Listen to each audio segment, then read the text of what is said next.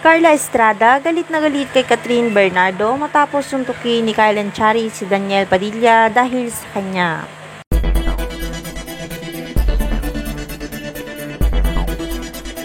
Mainit pa rin pinag-uusapan ang naganap na away sa pagitan nila Kyle Echari at Daniel Padilla kasama ang kanilang mga kaibigan.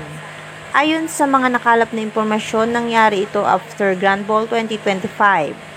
Ayon sa mga saksi, hindi raw nagustuhan ni Daniel ang pagiging overtouching nito sa ex-girlfriend na si Catherine Bernardo. Ngunit ang pagiging sensitibo niyang ito ay umani sa netizen ng iba't ibang reaksyon, na ayon sa iba ay napaka-OA naman daw ni Daniel. Siguro raw ay hindi niya matanggap na may iba nang nakakahawak sa dating siya lang ang nakakagawa. Dagdag pa ng ilan, wala naman daw siyang karapatan dito, kahit ano pa ang gustong gawin ni Catherine o kung sino man ang gusto nito na humawak sa kanya. At sigurado rin naman daw na may permiso naman si Kyle Echari kay Catherine Bernardo. Mas lalong uminit ang tensyon sa pagitan ng mga ito nang muntikan na raw na magkasuntukan ang mga ito. Napigilan lang daw sila ng kanilang mga kasamang kaibigan.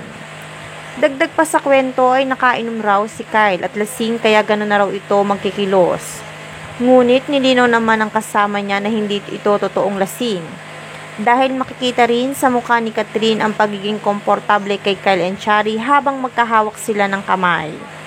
Sadya lang daw na hindi matanggap ni Daniel na may iba na si Catherine at malaya ito sa mga gusto nitong gawin di gaya noong sila pa. Agad namang nagbigay ng reaksyon si Carla Berina ni Daniel Padilla tungkol sa pangyayaring ito. Para sa kanya ay nagkaroon lang daw ng hindi pagkakaunawa namang ito. Nabigyan lang daw ng maling kahulugan ang mga inasal ng bawat isa kaya humantong sa init ng mga ulo. Para sa kanya ay wala raw dapat sisihin dahil pareho lang din daw na may pagkakamali ang bawat kampo.